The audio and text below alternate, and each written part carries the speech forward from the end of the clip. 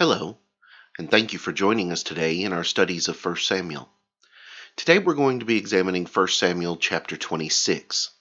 Now we've already had one occasion where David has spared the life of Saul. And in chapter 26 we're going to have a second occasion where David is going to have the opportunity to end his situation with Saul. And yet he's not going to take it. Let's see what the text says in 1 Samuel chapter 26, beginning in verse number 1, where there we read, Now the Ziphites came to Saul at Gibeah, saying, Is David not hiding in the hill of Hachilah, opposite Jeshimon? Then Saul arose and went down to the wilderness of Ziph, having 3,000 chosen men of Israel with him, to seek David in the wilderness of Ziph. And Saul encamped in the hill of Hachilah, which is opposite Jeshimon, by the road. But David stayed in the wilderness, and he saw that Saul came after him into the wilderness. Therefore David sent out spies, and understood that Saul had indeed come. So David arose, and came to the place where Saul had encamped. And David saw the place where Saul lay, and Abner the son of Ner, the commander of his army. Now Saul lay within the camp, and the people encamped all around him. Then David answered and said to Ahimelech the Hittite, and to Abishai the son of Zeruiah, brother of Joab, saying, Who will go down with me to Saul in the camp? And Abishai said, I will go down with you.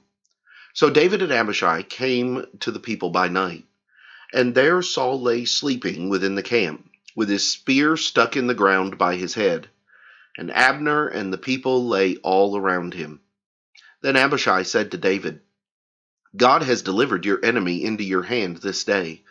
Now therefore, please, let me strike him at once with the spear, right to the earth, and I will not have to strike him a second time. But David said to Abishai, Do not destroy him, for who can stretch out his hand against the Lord's anointed and be guiltless? David said furthermore, As the Lord lives, the Lord shall strike him, or his day shall come to die, or he shall go out to battle and perish. The Lord forbid that I should stretch out my hand against the Lord's anointed. But please, take now the spear and the jug of water that are by his head, and let us go. So David took the spear and the jug of water by Saul's head, and they got away. And no man saw it, or knew it, or awoke, for they were all asleep, because a deep sleep from the Lord had fallen on them. Now David went over to the other side, and stood on the top of a hill afar off, a great distance being between them. And David called out to the people and to Abner the son of Ner, saying, Do you not answer, Abner? Then Abner answered and said, Who are you calling out to the king? So David said to Abner, Are you not a man? And who is like you in Israel? Why then have you not guarded your lord the king? For one of the people came in to destroy your lord the king. This thing that you have done is not good. As the Lord lives, you deserve to die, because you have not guarded your master, the Lord's anointed. And now, see, where is the king's spear, and the jug of water that was by his head? Then Saul knew David's voice, and said, Is that your voice, my son David? David said, It is my voice, my lord, O king.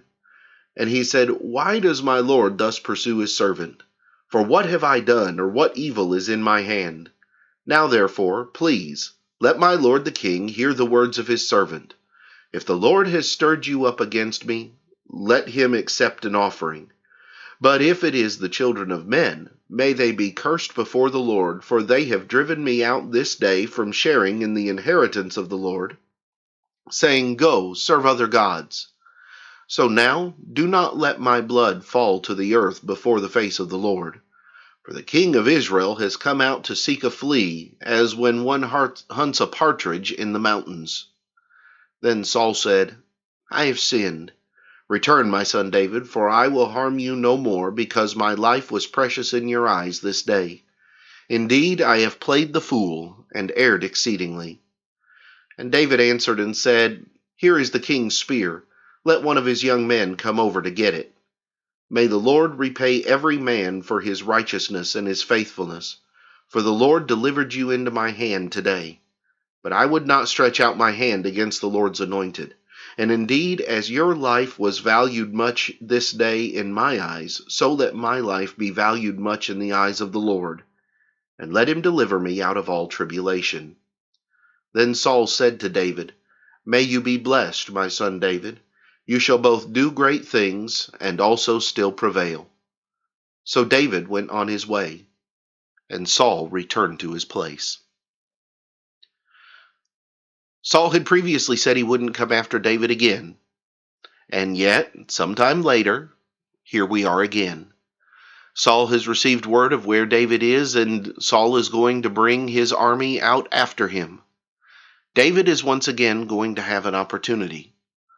But, once again, David is going to take the high road. Next time we will come back and we will examine some of the lessons we need to learn from this chapter. But until then, have a great day.